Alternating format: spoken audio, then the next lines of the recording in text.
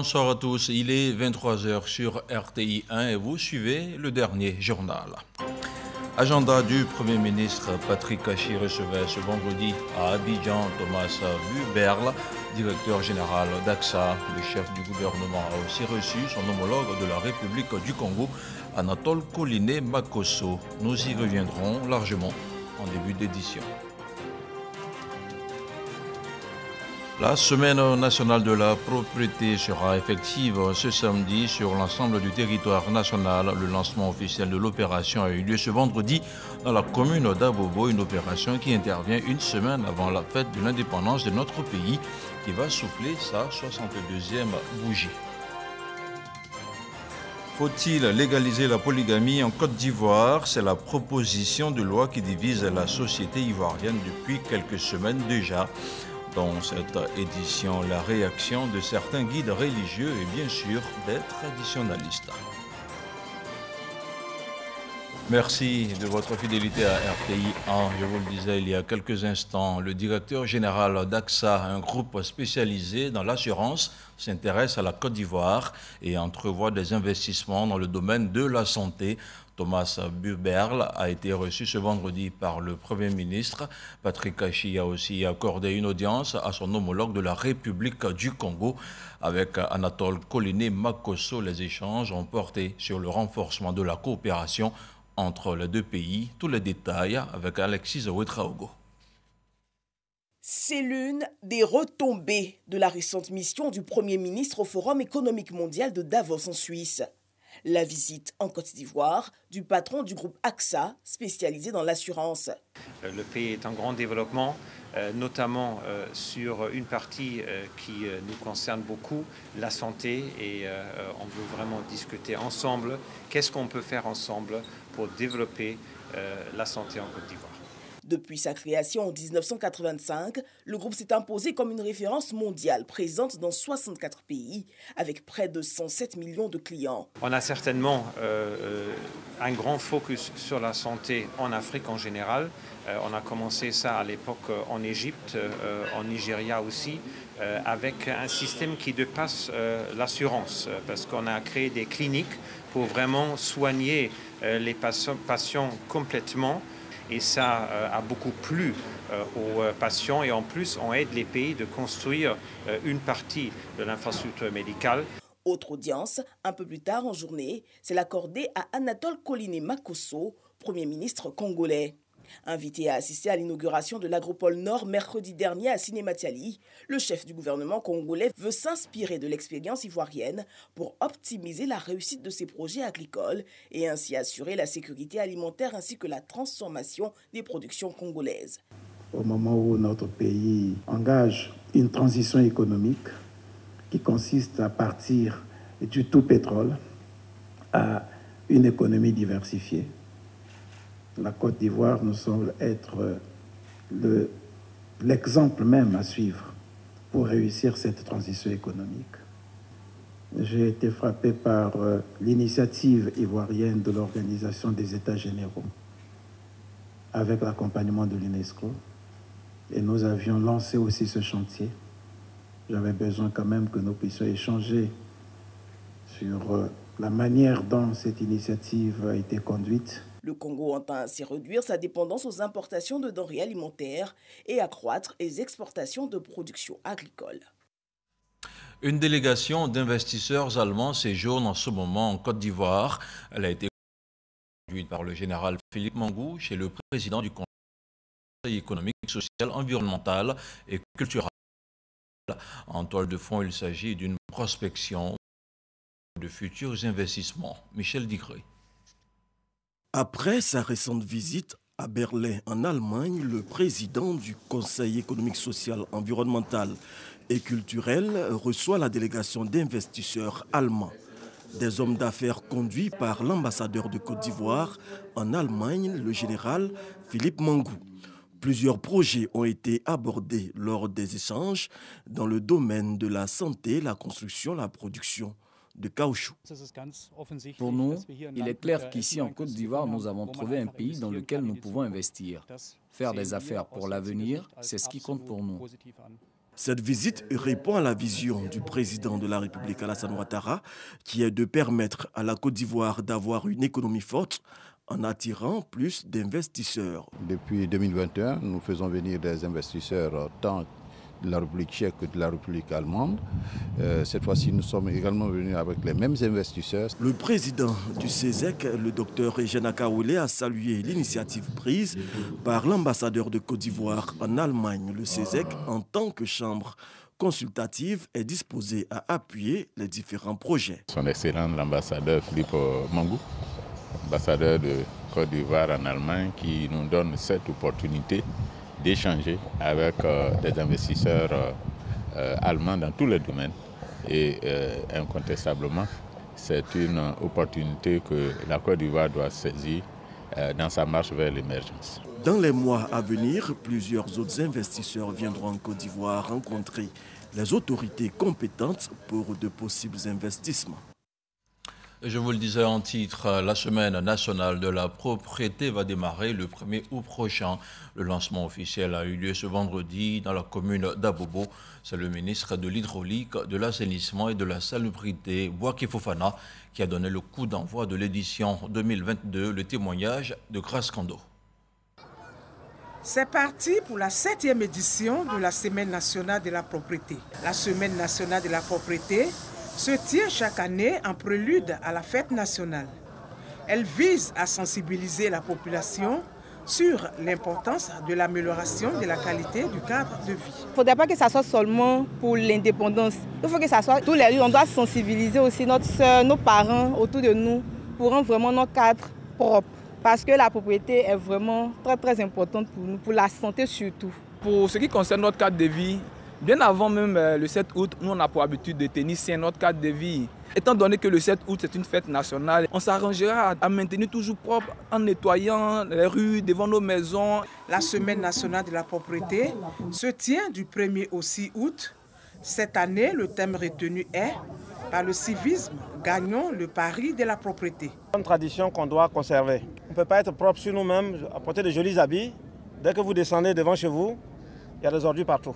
Ça, c'est pas normal. On demande à tous les Ivoiriens de rendre propre là où nous vivons, là où nous travaillons. Ça va diminuer les maladies. Nous allons travailler cette année avec mon collègue, le ministre de la promotion de la jeunesse et de l'insertion professionnelle. Ensemble, nous allons faire cette opération à Yamoussoukro pour la fête de l'indépendance.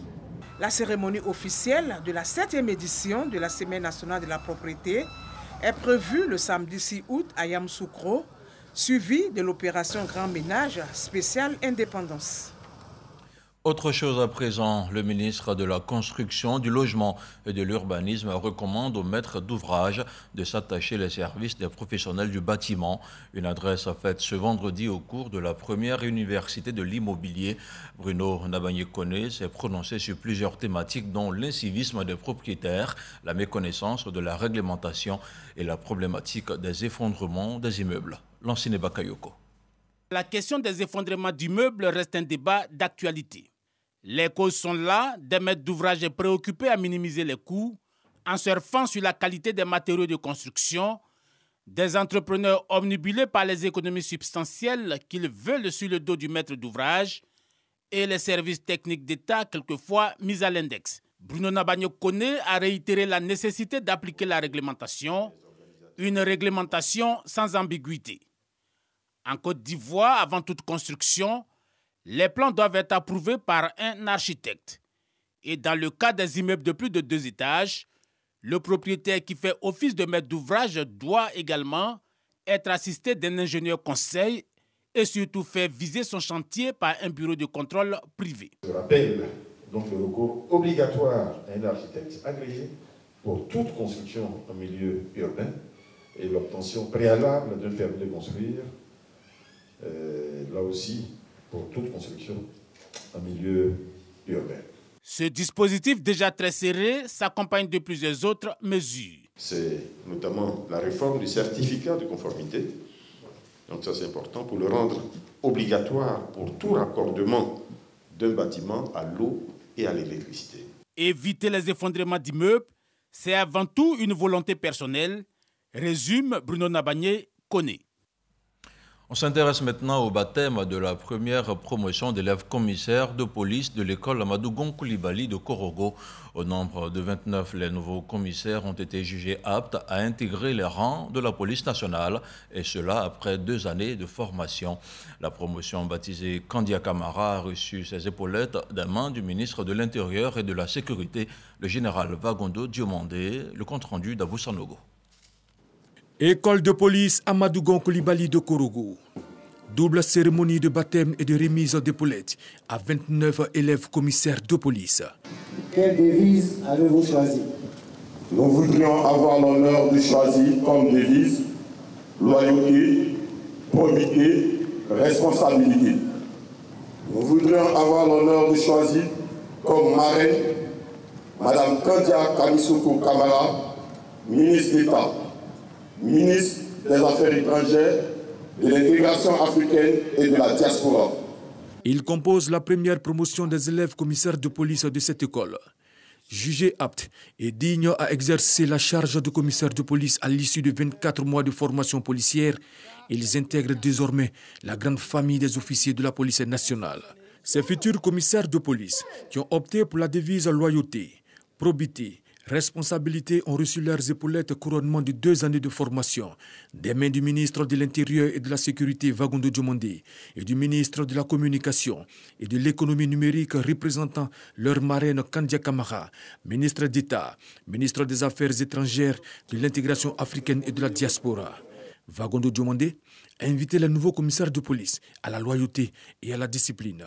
Conformément à votre devise, je vous exhorte à être loyaux aux institutions de la République et à ceux qui les incarnent, ainsi qu'envers les populations à travers le partenariat avec celles-ci.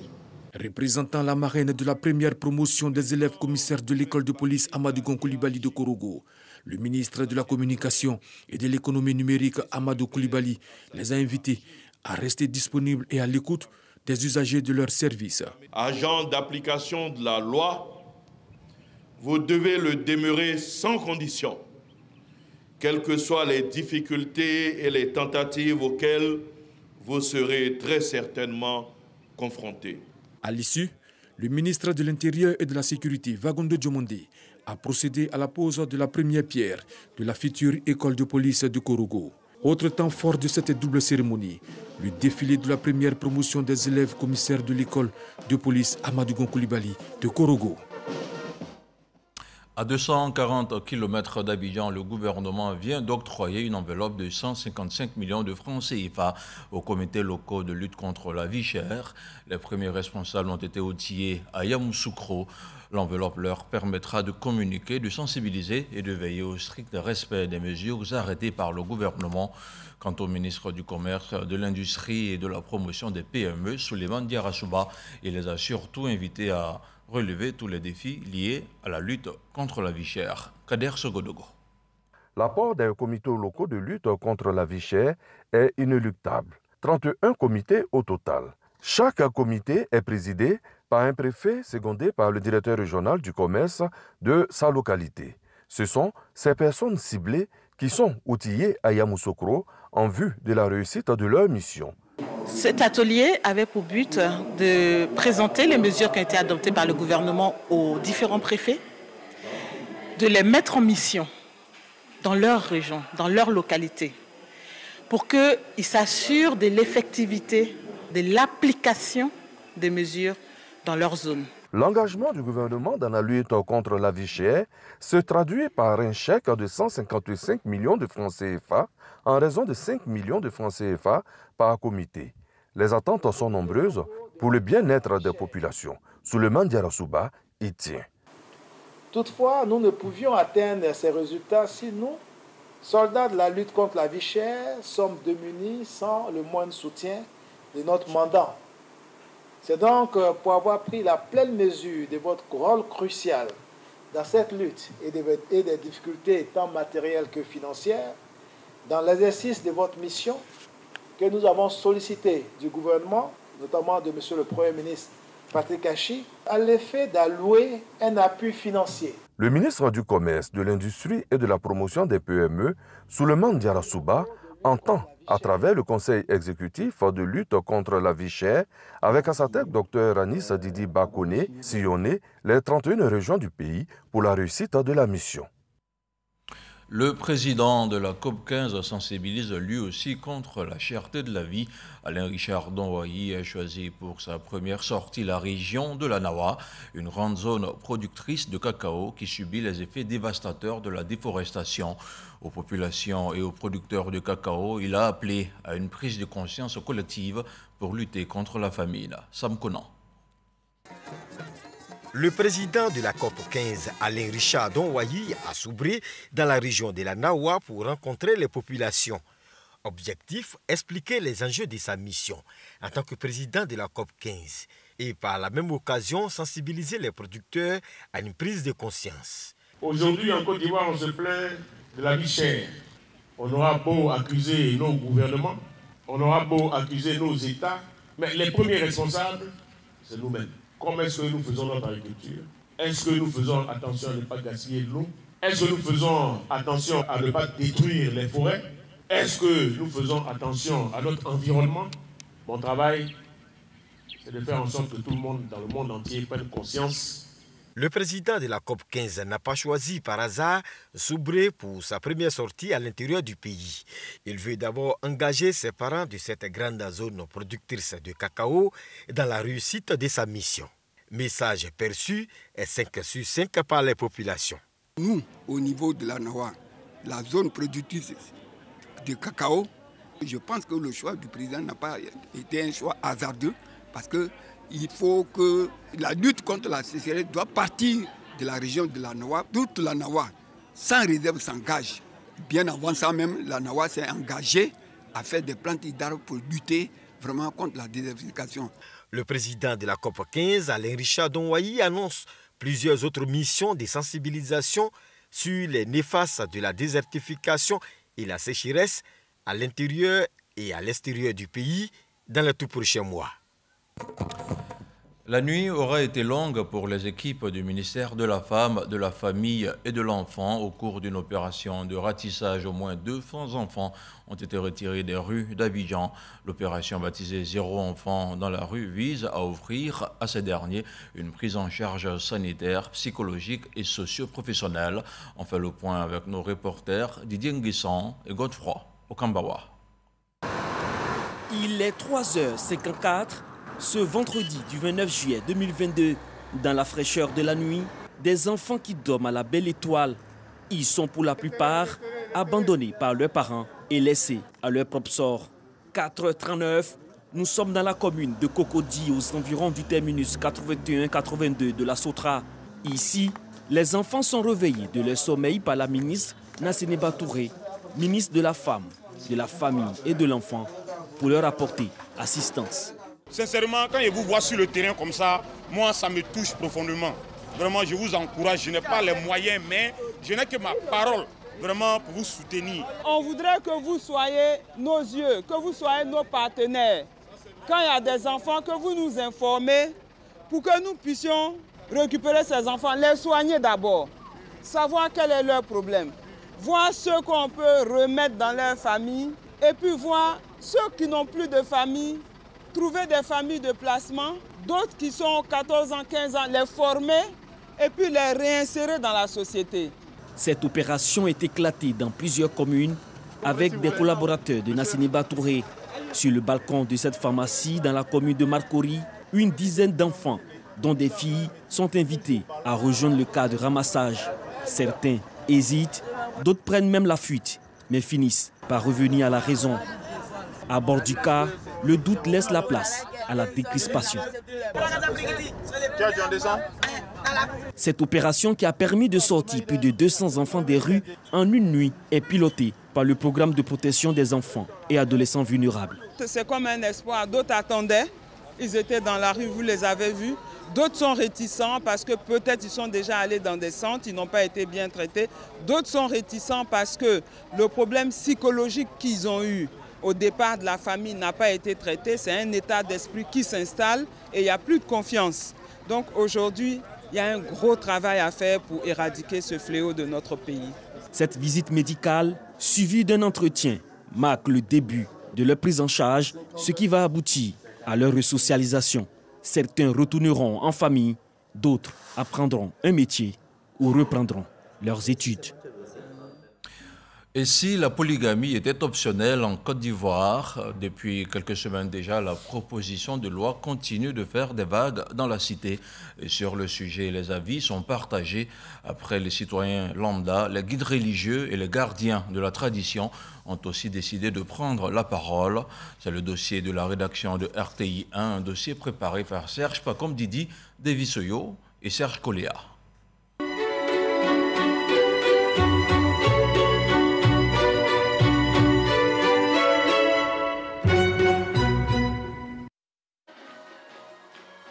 Centre missionnaire de la parole révélée, un des nombreux lieux de culte de la commune de Cocody.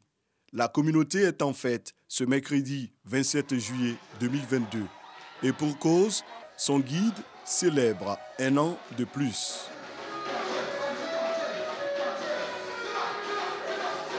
Au sein de cette assemblée, on peut remarquer la présence discrète de 4 femmes. Ce sont les épouses du prophète Jean-Pierre Zungrana. Il en a 5, il est donc polygame. Bon, j'ai plusieurs femmes. J'ai plusieurs femmes parce que je ne vais pas te dire le nombre de femmes que j'ai parce que ce n'est pas sûr que la liste soit encore exhaustive. Si je vis avec 5 femmes au moins.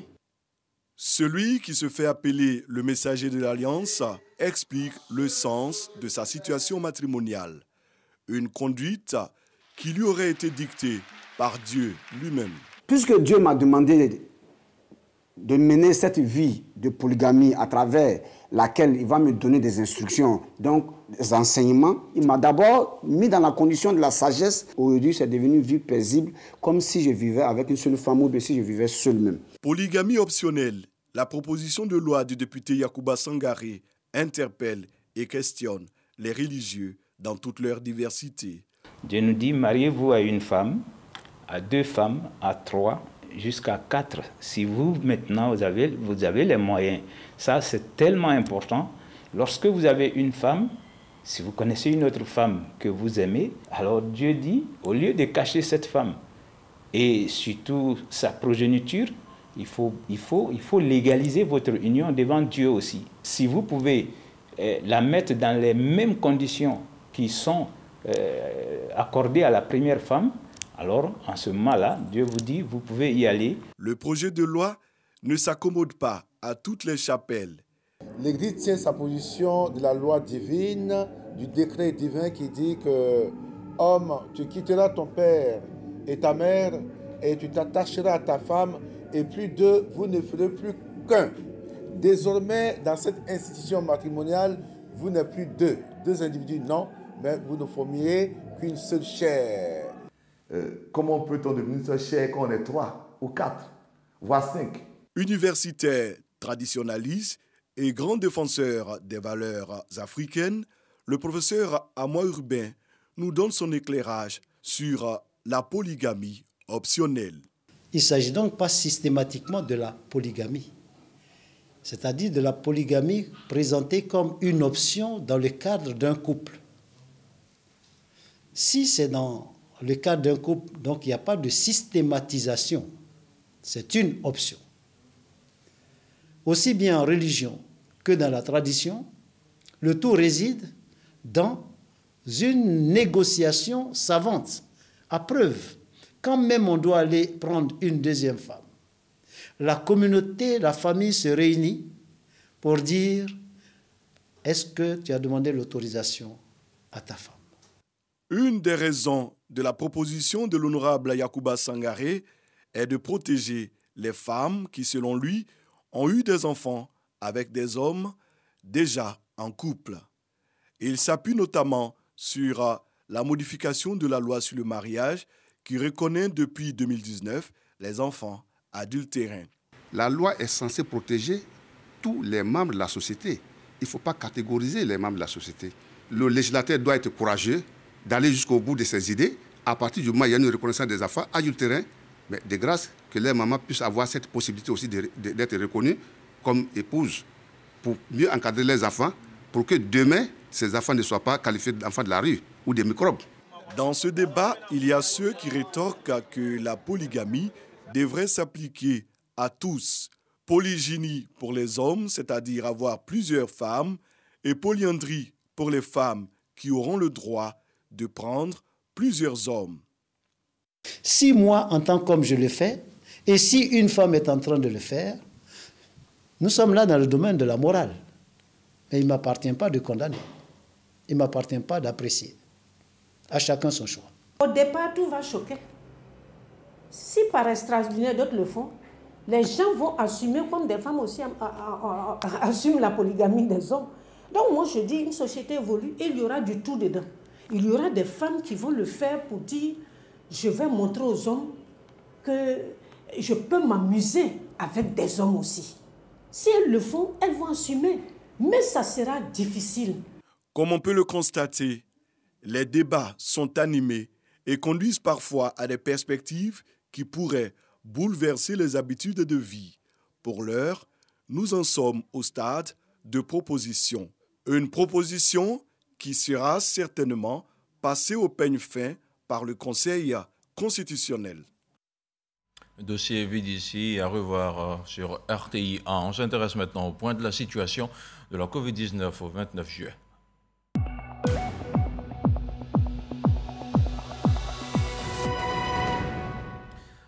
Le ministère de la Santé, de l'Hygiène publique et de la couverture maladie universelle a enregistré ce vendredi 29 juillet 62 nouveaux cas de Covid-19 sur 1125 échantillons prélevés, soit 5,5% de cas positifs, 39 guéris et 0 décès. À la date du 29 juillet, la Côte d'Ivoire compte donc 85 253 cas confirmés, dont 84 254 personnes guéries, 811 décès et 188 cas actifs. Le nombre total d'échantillons est d'1 578 434. Le 28 juillet, 79 742 doses de vaccins ont été administrées, sur un total de 17 241 049 doses du 1er mars 2021 au 28 juillet 2022. Le ministre de la Santé, de l'Hygiène publique et de la couverture maladie universelle invite toutes les personnes de plus de 12 ans à se faire vacciner dans les centres dédiés. Il rappelle que la vaccination contre la Covid-19 est gratuite et volontaire. L'Alliance Nouvelle pour la Côte d'Ivoire veut donner un nouveau visage à la localité de Bayota et pour y arriver, elle appelle les filles et fils de la région du Go à promouvoir des valeurs de paix, de cohésion sociale et de développement. Le mouvement politique s'organise d'ailleurs pour rendre un vibrant hommage au président Alassane Ouattara pour ses actions de développement. Le commentaire d'Astou Touré.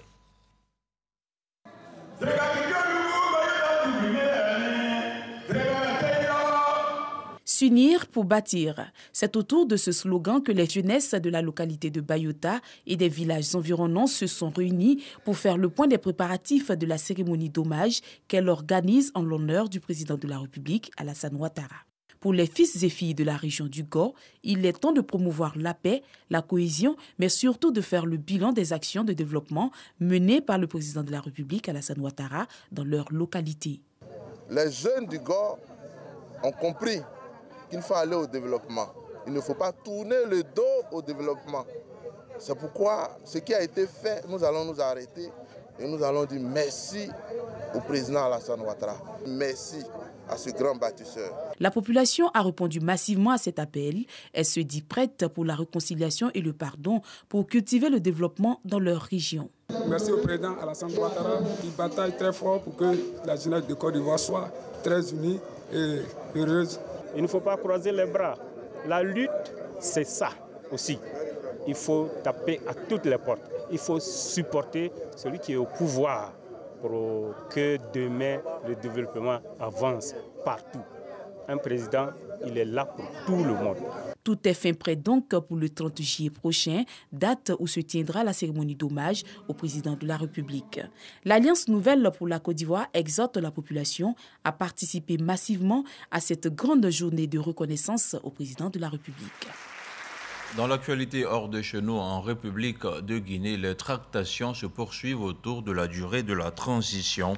Umaro Sissoko Embalo, président de la Guinée-Bissau et président en exercice de la CEDEAO, a affirmé jeudi avoir convaincu la junte guinéenne de ramener la durée de la transition à 24 mois.